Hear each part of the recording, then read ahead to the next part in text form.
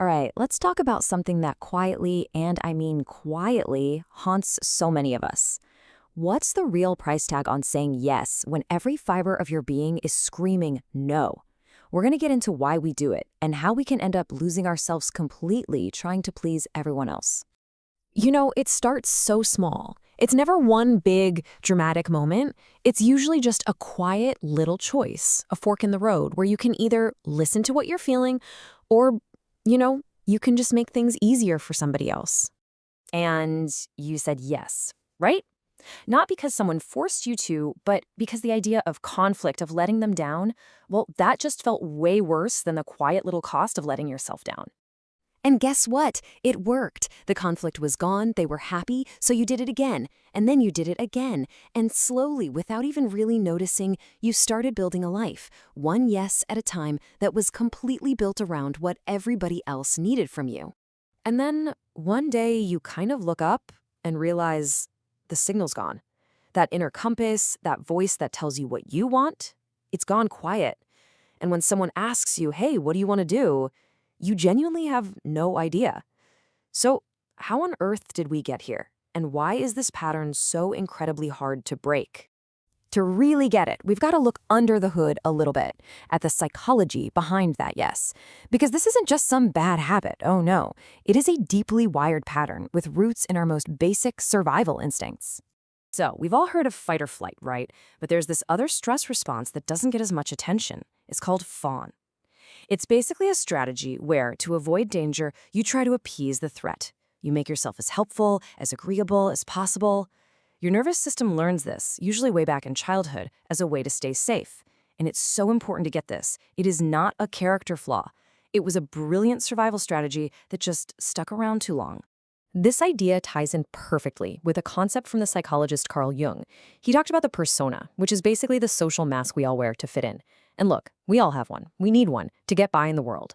The problem isn't having a mask. The problem is when we forget we're even wearing it, and it gets stuck to our face. Think of it this way. A healthy persona is a tool. It's something you pick up and use on purpose to navigate different situations. But an unhealthy one, that becomes a cage you don't even realize you're living in. When you become your persona, you've lost the connection to who you really are. You're just playing a part, and that role can never, ever make you feel truly fulfilled.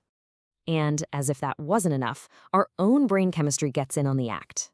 When you say yes, and you get that smile, that nod of approval, your brain gives you a little hit of dopamine. Why? Well, for our ancestors, fitting in literally meant staying alive. So this creates a super powerful feedback loop. Saying yes feels good, it feels safe. Saying no can feel genuinely terrifying. After a while, it's not really a choice anymore, is it? It's a compulsion. So what is the real price of all this agreeableness? It is so much more than just a packed schedule. There's this invisible cost that goes way, way deeper.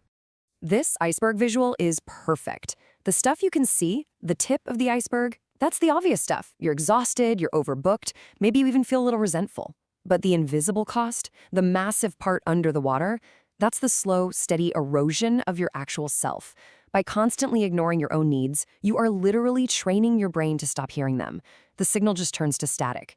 The source material for this has a line that is, well, it's both beautiful and absolutely devastating. It says, every yes that costs you something is a small burial, and eventually you are living on top of a very large grave. Whew, that's the weight of an unlived life right there.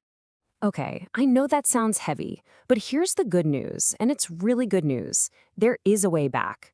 And it doesn't mean you have to blow up your life or become a totally different person.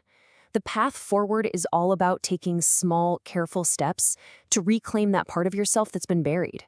So here it is, a 3-step roadmap back to you. Step 1, you have to locate your actual gut-level response. Step 2, you're going to start practicing with tiny, low-stakes no's. And step 3 is all about learning to reclaim your persona as a tool, not a prison. This first step, honestly, is everything. Before your brain can even start its lightning-fast calculation of, oh, I should just say yes, your body has already reacted. What's its first signal? Is it a tightness in your chest? That sinking feeling in your gut? Do your shoulders tense up? That feeling right there, that's your truth.